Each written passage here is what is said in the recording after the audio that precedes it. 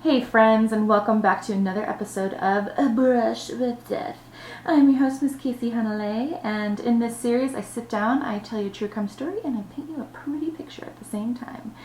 Does that sound fun? Well, stick around because it's gonna get very dark. It always does. It's about death, so. Anyways, so in this episode, well, every episode, I like to have a special guest, and this special guest, I couldn't remember if I have shown this piece before to you guys, but this is one of my first big pieces. Got me into an international show in San Diego. So this is Prophet. She's inspired by Edgar Allan Poe. She is If Death Was a person. So this is if Death was a woman. This is her. This is Death. So death, everyone death. Okay. So in today's video, we are going to be, if you couldn't tell by my beautiful, I try to go like 60s makeup today. If you couldn't tell by my makeup and the title of this video, we are talking about Mr. John Lennon. So let's get down to it and talk about his life, his legacy, and his unfortunate, untimely death.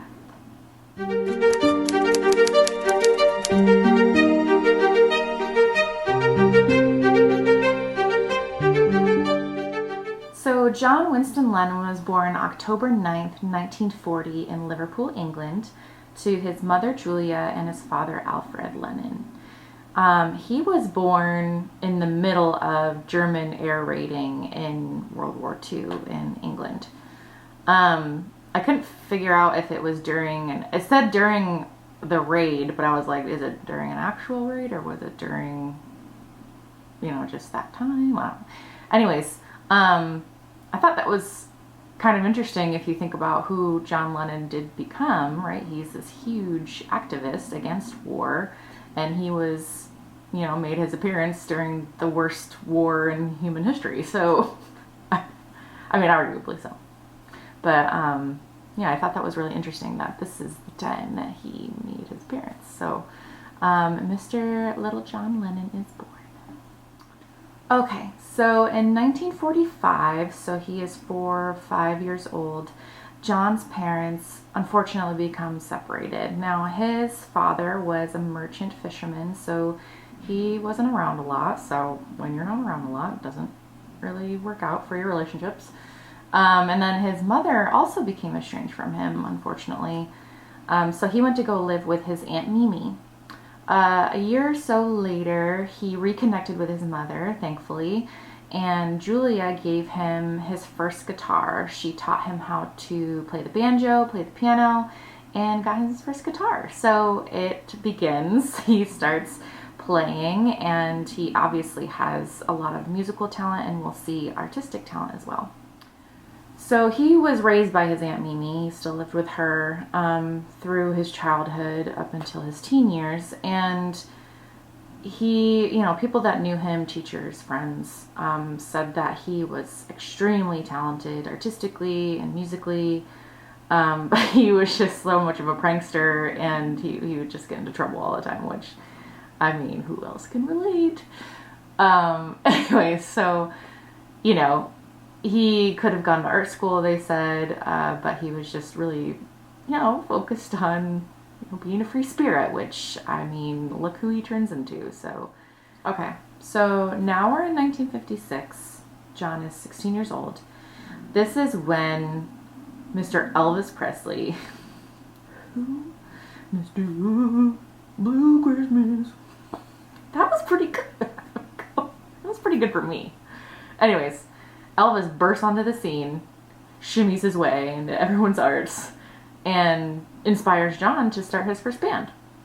He names this band the Quarrymen, which was actually named after his school, because I was confused of why he would name it the Quarrymen, because quarry is, a big hole in the ground with rocks and stuff, and you harvest rocks? You harvest rocks, and then ideally a quarryman would be someone that works and digs up the rocks. Why would you name your band that? I don't know. But then their school's name is Quarrymen. The Quarrymen? The Fighting Quarrymen? And it's the Cougars against the Fighting Quarrymen. I mean, maybe they have like pickaxes and stuff. I mean, that would be pretty terrifying. Anyways, I digress. He starts his first band when he was 16 called the Quarrymen. So in 1957, so John is 17, this is where he meets Mr. Paul McCartney. Whoa. At a church fete, which I didn't know what a fete was. And I looked it up, and it is British or French or something for like a fundraiser or like a festival. So they meet at this church festival and they start collaborating right away. He invites Paul to join his quarrymen, his fighting quarrymen. And they start collaborating on music, which is like one of the most successful, most legendary songwriting partnerships in human music history.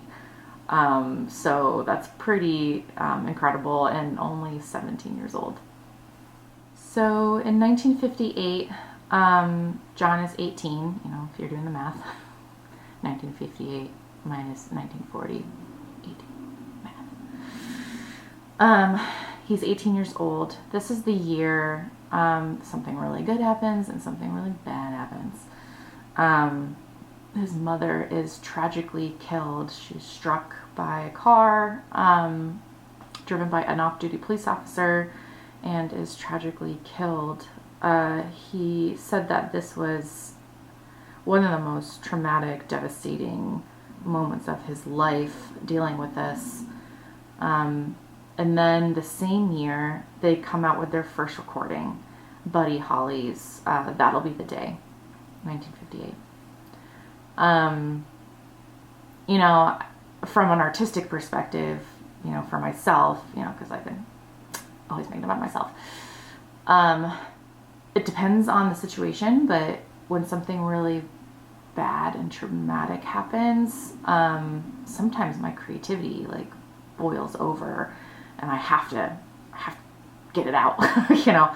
So I'm wondering if that was kind of the case for John, if his mother's death was inspiration for his push into recording and eventually forming the band that would be known as the Beatles. So just an interesting perspective from an artist, you know, like artistically speaking.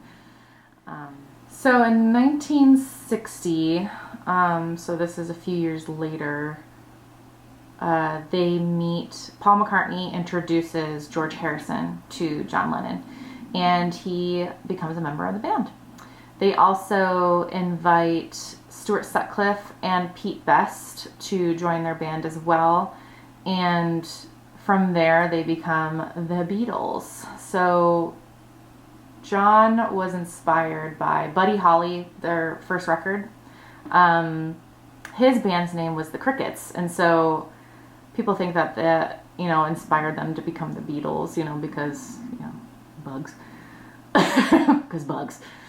Also, John, you know, joked around that when he was 12, he had this dream of this guy riding on a pie, and I don't know if it was blueberry or pizza. I don't know what. I'm very interested in the pie, but he's riding on this pie, and he tells John, "You, from this day on, you are now known as the Beatles with an A," and that's where the name the Beatles came from. So in 1961, a year later, this is when Brian Epstein sees them at the Liverpool Cavern Club, where they played regularly, and he signs on as their new manager and gets them a record contract with EMI. So they are on their way to becoming one of the most famous bands in human history. So 1960, 1961, this is when it's starting to really pick up. So in 1962, this is when the band replaces their drummer with Ringo Starr.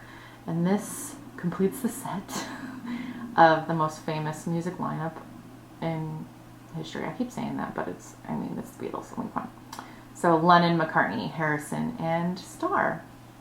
And with their new drummer, they released their first single, Love Me Do, in October 1962.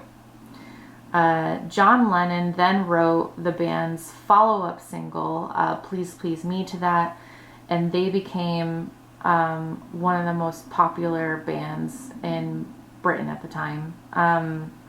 Love Me Do topped at number 17 on the British charts, and then they released their mega hits, She Loves You and I Want to Hold Your Hand.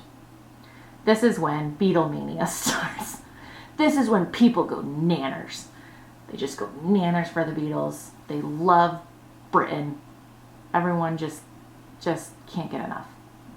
1962 is also when John Lennon marries Cynthia Powell, his first wife, and she has to keep a very low profile because people are going nuts.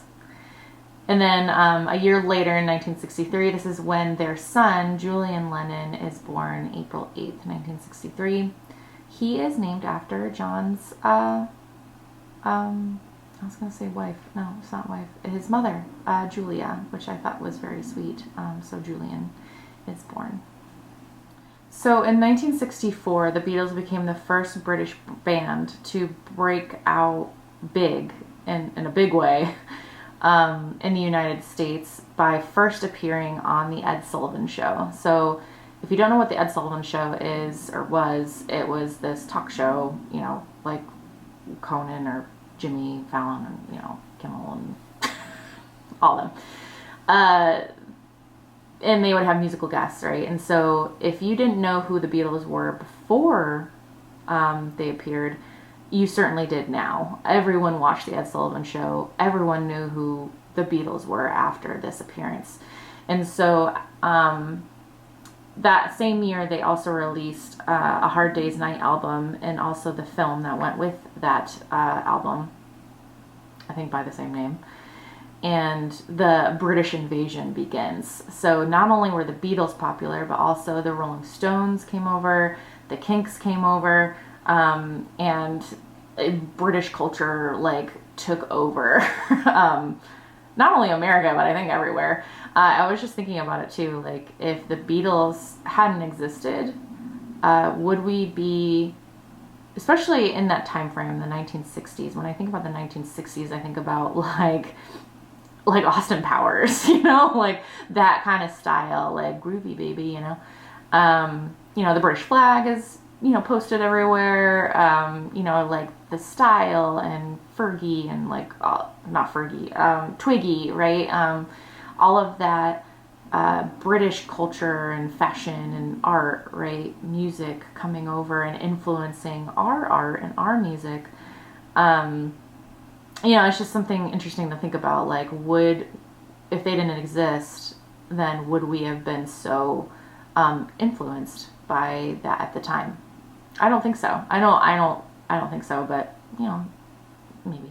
So in 1965, this is when the Beatles released Rubber Soul, and in this album, John was experimenting with, introspective and complex songwriting, so he was evolving as an artist. And then the Beatles released their second film, Help! I think I need money, help! That's the best I can do.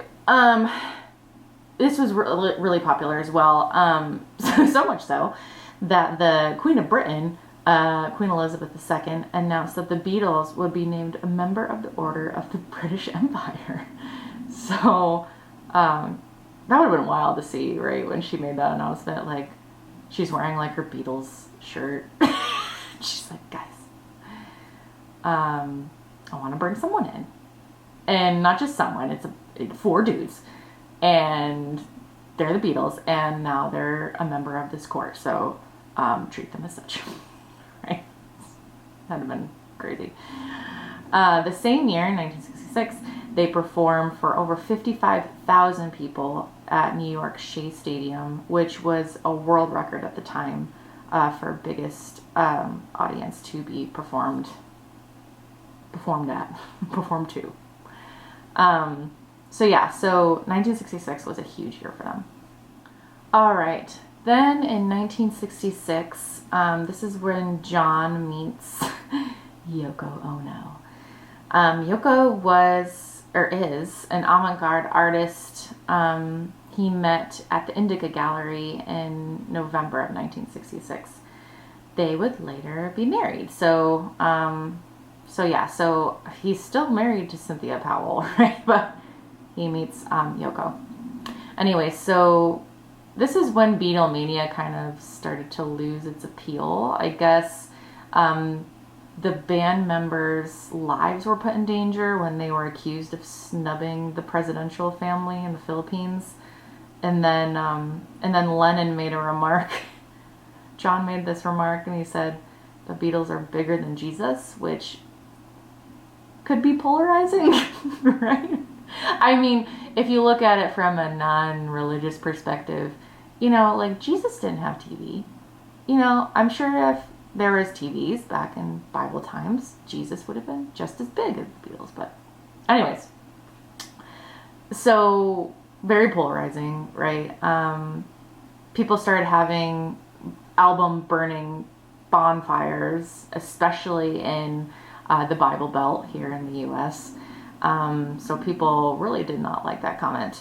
And they gave up touring in August of 1966 because of that. They were so famous and so popular, and now they were equally loved and equally hated, right? So they stopped touring just to take a break and also, get out of danger, because I'm sure they were stressed out. So 1967 was a wild year for the Beatles, especially because of all the drug, right? They released their album Sgt. Pepper's Lonely Hearts Club Band, which is a mouthful, first of all, but it was a groundbreaking album. They were experimenting with sound and drug-influenced exotic experimentation and lyric and tape abstraction. There was just a bunch of stuff they were trying out, right? And they released their sample, which was a single called Penny Lane, Strawberry Fields Forever. And then they followed it up with that album. And that album is considered one of the greatest rock projects in musical history, which is great. But at what cost, right? At what brain neurons cost, And then the Beatles, unfortunately, suffered a huge blow when their manager, Epstein, he died from an apparent overdose on sleeping pills. So, an accidental overdose on sleeping pills. So at that point, Paul McCartney kind of took over as the leader of the band, and they filmed their third film, Magical Mystery Tour, which is a mystery in itself, I'm sure. I haven't seen any of these, actually. I've seen clips, right? But anyways, so it was kind of by critics, but the soundtrack to the album, which contained John's I Am the Walrus, was very cryptic and had a lot of mixed reviews. But again, at this time in their band life, a lot of experimenting going on, but I think it ultimately paid off. There was a lot of critically acclaimed things coming out of this album and this time in their life. So in 1968, this is when the band releases the White Album. And this is when John becomes involved with Yoko Ono, and his relationship with his first wife, Cynthia, kind of deteriorates. So in the White Album, people say that you can kind of see the divergent directions that each member is kind of going towards. So this is kind of the beginning of the end. And we'll see that people kind of blame Yoko for this, which I don't really know how I feel, but I think she gets blamed for a lot of this, right? But I think, as we've seen, through the years with John, he's forever evolving as an artist. So I don't think it was just her, right? I think there was a lot of different things going on here. All right, so in 1969, this is when it all kind of starts to, go downhill for the Beatles. John and Yoko get married in March 20th in Gibraltar. And the Beatles release Abbey Road, which in this album, again, you can kind of see it's starting to kind of deteriorate, right? The internal strain is getting stronger and stronger. John and Yoko actually team up and they create the single Give Peace a Chance. And this is under the name The Plastic Ono Band. And it kind of becomes this like national anthem of sorts for pacifists during the war. So then John changes his name to John Winston Ono Lennon for equality to Yoko. And that is when John Lennon leaves the Beatles in September of 1969. This is right after they completed recording Abbey Road. So they release it, they record it, and then they release it, right? And then the news of the breakup was actually kept secret until Paul McCartney left the band in April 1970. And that is a month before the band released Let It Be. So the Beatles are like broken up, and then they release a Let It Be album, the Let It Be album. Which I'm like, it's kind of smart, right? Because like if you're trying to promote an album, right, like break up right before it gets released, right? Anyways, yeah, so they officially break up in April of 1970, and yeah, so that's when John kind of branches off and starts to do his own thing. Paul McCartney does the same thing, and the Beatles are officially broken up. So in 1970, this is when John goes out on his own, apart from the Beatles, and releases his first debut solo album, John Lennon / Plastic Ono Band. I haven't listened to the album. It doesn't sound relaxing to me. They say it features like raw minimalistic sound techniques and is inspired by like primal screaming therapy. Have you seen videos of the primal screaming therapy? If that's what you do, like good on you. You do what you need to do to, you know, do your therapy, but it's not something I really want to listen to. It's just not relaxing to me. You know, I have like whale sounds and thunderstorms. I call them my storms because I have to have them to fall asleep, right? But if that's what you're into, maybe you should go listen to this album. And then in 1971, John releases his solo, his single, Imagine, which is, whoa, one of the greatest songs of all time. In fact, Rolling Stone magazine named it number 3 best songs of all time. So there you go. There's your fact right there. So yeah, so this is his like signature song, critically acclaimed, as a solo artist, you know. So same year, 1971, this is when Yoko and John moved to New York. But they were constantly being threatened with deportation by the Nixon administration.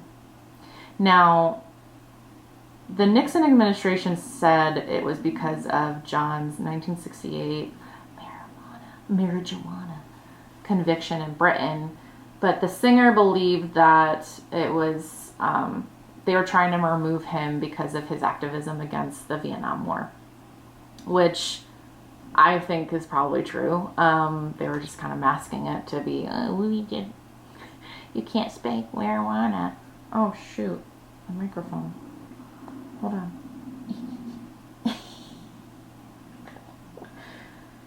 I got a new microphone, guys. Isn't it fancy? It has like a microphone. Yeah, it has a microphone on it. It has a magnet on it, and it sticks to my clothes, but sometimes it falls off, and I hope you can't hear my hair. Oh, shoot. Anyways, what were we talking about? Drugs. We're talking about drugs. Marijuana. So yeah, so they were trying to get rid of John Lennon and Yoko because of his 1968 conviction over in Britain. But yeah, he thought it was because of his activism against the war. 2 years after Nixon resigned, right?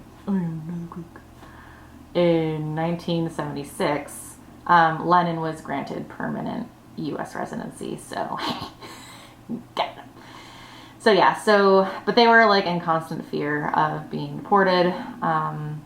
But they kept strong in their activism, which, fight for what you believe in. That's pretty noble. So yeah.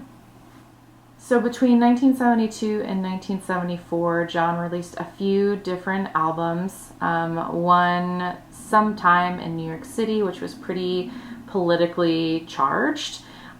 He then released Mind Games, and then Rock and Roll, and then Walls and Bridges. So during that time, like I said, some of his albums were politically charged, and he was facing deportation too, so that created a lot of strain on him and Yoko's relationship.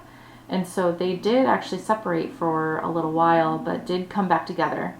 And then in 1975, on John's 35th birthday, their son, Sean Lennon, was born on October 9th, 1975. So that is when John decided to take a break from the music industry and focus on being a husband and a father. So good on him. So he did get to spend a lot of time with his son and his wife Yoko. So fast forward a few years, it's now 1980, and we're just a few days away from John Lennon's unfortunate murder. So 1980, John's starting to get back into the music business. He releases Double Fantasy, and on this album features the hit single Just Like Starting Over. It was just a few weeks later that he was murdered. So December 5th, 1980, John is interviewed by Rolling Stone's Jonathan Cott. And they talk for over 9 hours.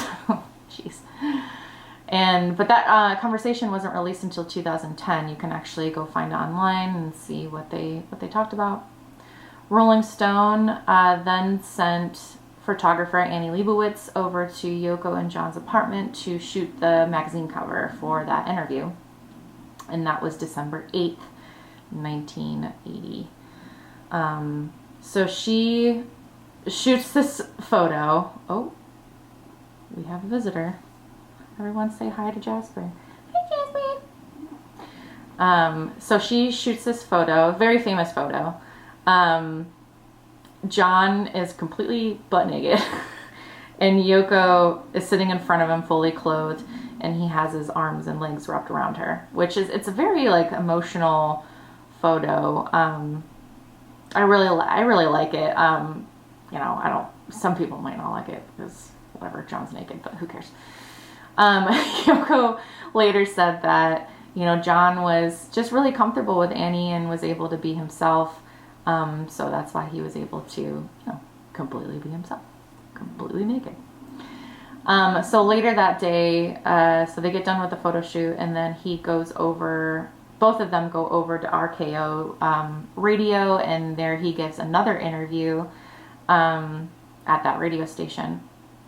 So outside of that radio station, that is where the Chapman, the man who would later murder John, stops him and has him sign his album Double Fantasy.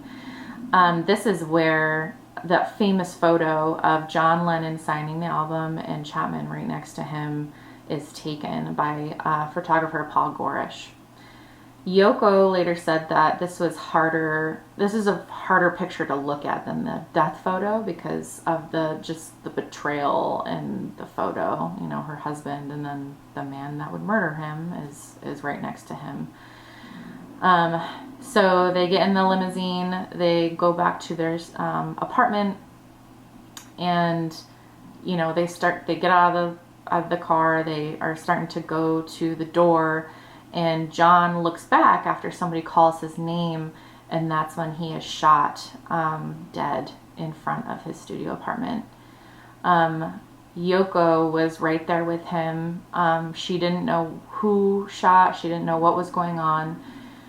She said that when John fell right beside me, I felt like we were in guerrilla war, not knowing where the enemy was, which is like terrifying. And if you've ever like loved someone like that before, like you must have just like died right with them. That's how I would feel, I think. So December 8th, 1980, John Lennon is murdered and shot dead in front of his apartment. So John was brought to Roosevelt Hospital only 10 minutes later. It was around 10:50 p.m. when he was shot. So 11 p.m. he was brought to the hospital and he was pronounced dead on arrival. John Lennon was only 40 years old when he was murdered. The medical examiner said that he died of massive hemorrhaging and shock due to the gun wounds. He was shot twice in the back and twice in the shoulder.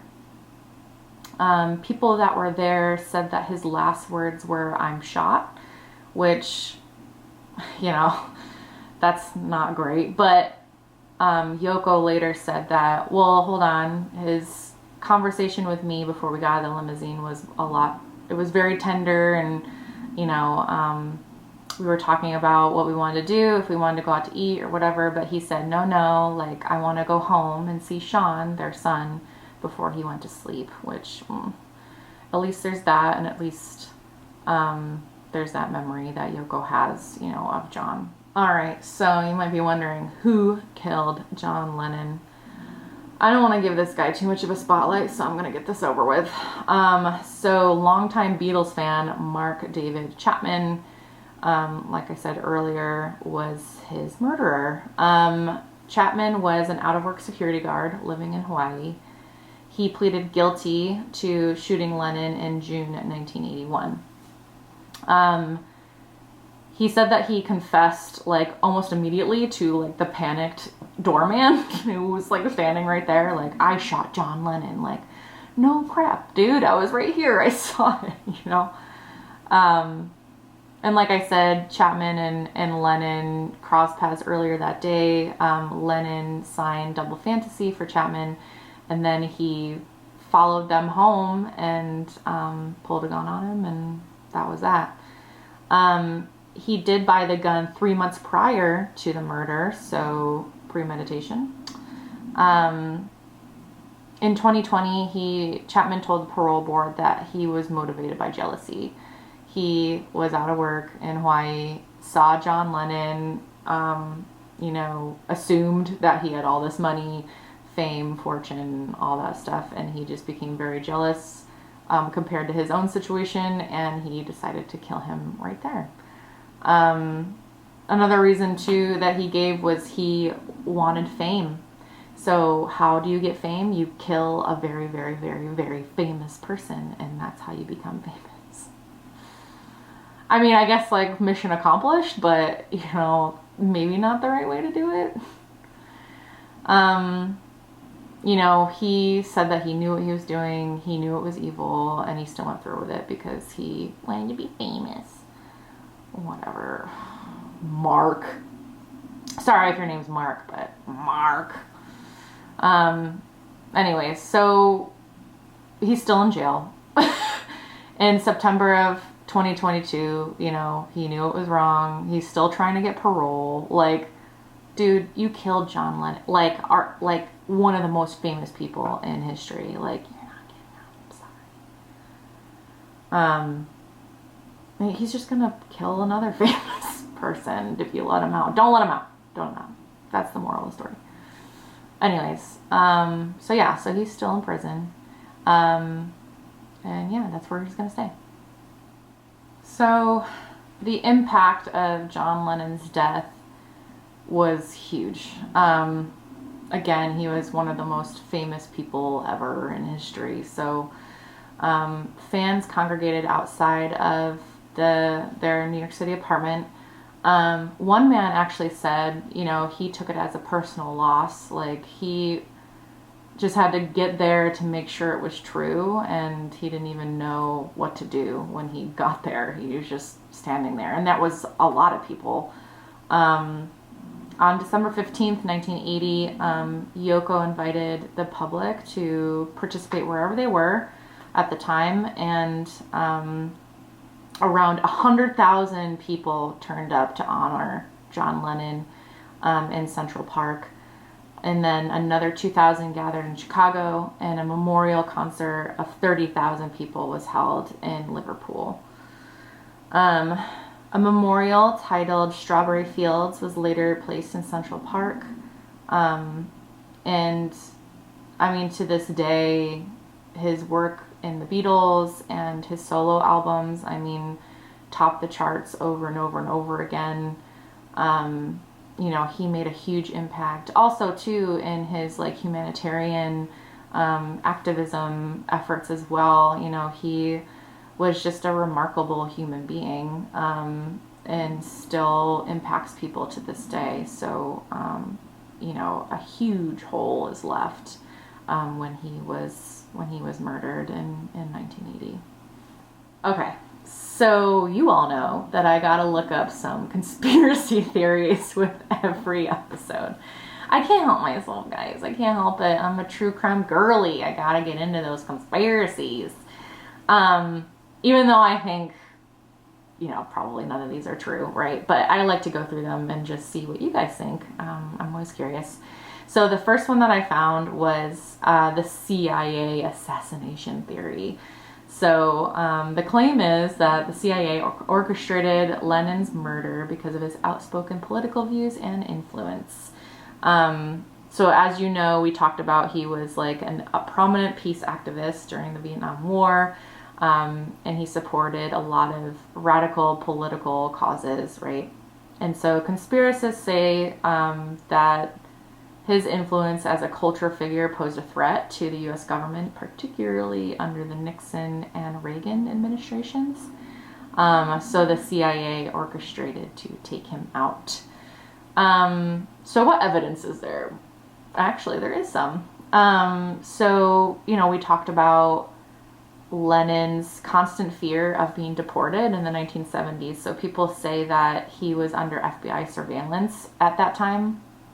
And this was later revealed in declassified documents. So he was being monitored, guys. And then some say that Mark David Chapman was manipulated and mind controlled into, you know, doing the CIA's bidding and killing John Lennon. Which leads into our next theory, MK Ultra. Have you guys heard of this MK Ultra? It is basically mind control, like CIA mind control. Ooh. So the claim is that Chapman was a victim of MK Ultra. He was just a victim. And the CIA program designed you know, it manipulates and controls individuals through psychological techniques and drugs. So the reasoning behind this one is people say, well, he was like, you know, Chapman was super calm. He was like robotic right after the murder. And his claim that a voice was talking to him, instructing him to kill Lennon, later came out, and people thought he was brainwashed, which, whatever. I think it's just passing the buck, right? But, you know, maybe it's a good theory. So the supporting evidence, Chapman reportedly read The Catcher in the Rye obsessively. And this is a book that conspiracists think that MK Ultra uses to, like, trigger people. And it's by his like robotic and like detached demeanor that people think, oh, he's definitely like mind controlled, and this is how they did it. They did it through Catcher in the Rye. Which, I mean, like, there's a ton of like documentaries and all sorts of things about MK Ultra and how like sleeper agents are activated, you know. If you guys haven't watched it, you should go watch the episode of South Park when Mr. Garrison has the kids read Catcher in the Rye, and then all of a sudden Butters is like activated, right? And he's like, can't try Lennon, right? You know, if you're under like 18, don't watch it, but over 18, have at it. It's a hilarious episode. Anyways, so the next few, there's not a lot of like supporting evidence out there for these, but I thought they were interesting. So the Illuminati theory. Oh, the Illuminati makes another appearance. We talked about this in the Amy Winehouse case. So the theory is that Lennon's death was orchestrated by the Illuminati, this secret society, right? If you don't know what the Illuminati is, go back and watch the Amy Winehouse episode. So they orchestrated to silence Lennon for his messages of peace, love, and anti-establishment. It's often tied to like high-profile figures, deaths and that are sudden and controversial, right? So Amy Winehouse, Kurt Cobain, Jimi Hendrix, all of these really famous people, John Lennon. He's not a part of the 27 Club, but he is a part of the We Think the Illuminati Took Him Out Club. People think that because of Lennon's influence, that's why the Illuminati targeted him and took him out. So, interesting theory, guys. What do you think of that one? If you think the Illuminati is real, this is a good one, right? This is a good one. Okay, so the last few theories aren't necessarily like supported by any evidence, but I thought they were interesting. So of course I want to mention them. So one was that it is not the CIA or the Illuminati, but someone in law enforcement or the government set up John Lennon's murder.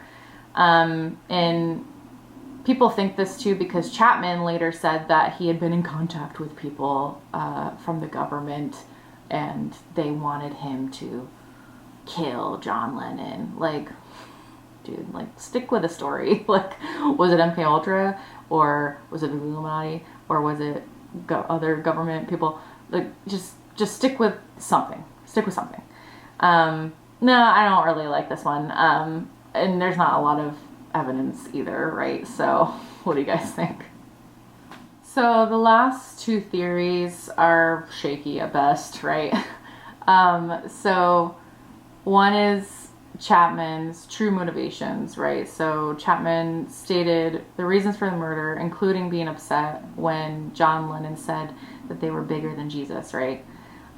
He saw that as hypocrisy, and, he thought that John Lennon was just manipulating all these people, right? So he had to take him out because John Lennon was just an evil person, right? Just keeps flipping around, right? So some argue that Chapman's personal life and sudden obsession with killing Lennon are suspicious, right? So suggesting, he was influenced externally or by coercion. Coercion? Don't know how to say that word. I don't speak no good. I don't know what Chapman's true motivations were, right? Like, was he jealous? Was he taking out a threat? Was he was he convinced by CIA, Illuminati? I don't know. The last theory is that there was discrepancies in the murder investigation as well. So people point to why didn't John Lennon have a ton of security there? Why was Chapman just allowed to? He was still at the murder scene just reading Catcher in the Rye, just sitting right there, right after he committed a murder. What is going on here? So people think that even the murder investigation was, manipulated and tweaked to show certain things, right? So there's a lot of conspiracies out there around John Lennon's death. I don't know if I necessarily want to take it for what it is, right? Chapman murdered him, obviously, and he was convicted of it, and he confessed. But why? I don't think we'll ever truly know. The truth is in there somewhere, I think. I like to, theorize, right, about different things, right? But honestly, I think this one is probably just what it is, right? I think he just is a murderer, and that's all it is. And he was jealous and just wanted to be famous, and he's just a piece of crap. So what kind of legacy did John Lennon leave behind? He won 7 Grammys. He also won a ton of other awards. He also won a Lifetime Achievement Award after his passing. The Beatles remain one of the best-selling, most popular bands of all time, which, whoa. His bandmates, Paul McCartney and Ringo Starr, continue to honor him through their music. Yoko and their sons, Julian and Sean, are all musicians as well, and they continue to honor John and their music as well. Yoko actually established the John Lennon Award in 1997 with the BMI Foundation. This awards scholarships to aspiring songwriters and composers. Like I said earlier, when John was murdered, there was not only the close people in his life, there was a big hole, right? But I think as a society and as a culture and, throughout the world, there's a big hole left by John Lennon. He was only 40 years old when he passed. He had so much more to give this world. And that was taken away by a turd in the punch bowl. John Lennon was later inducted into the Songwriters Hall of Fame in 1987, and then in the Rock and Roll Hall of Fame in 1994. So he's missed dearly. R.I.P. to John Lennon. And like always, I like to end on a quote. So this is the one I chose. You probably know it. A dream you dream alone is only a dream. A dream you dream together is reality. Very powerful. Thank you, John Lennon. I hope that inspires you. Like this YouTube channel, right? Like, I had this idea and I told some people and they helped me put this together, right? And make it a reality. And I hope it inspires you with whatever you're dreaming of too. Like, if it's world peace or, creating a cooking channel or, I don't know, like going to law school. I don't know, like whatever it is you're dreaming about right now, like confide in someone and start to make that dream a reality because, John Lennon, told us that it's worth it, and you need to take a chance on yourself and take a chance on your dream, whatever that is, as long as you're not hurting anyone. Make sure you're nice to people. Be nice. Give peace a chance. So without further ado, this is the piece that I have of John. Look at those groovy glasses, man. So this is not one of his like more well-known pictures, obviously, but I love the glasses and stuff, and it was very 60s, 70s, right? So I just wanted to make sure that I, had a good tribute to Mr. John Lennon. So, John, you look so good, man. Super groovy. All right, guys. Well, thank you so much for joining me for this episode of A Brush with Death. I hope you enjoyed it as much as I did. And, be safe out there, be kind to one another, and I hope I see you in the next episode. Bye, guys.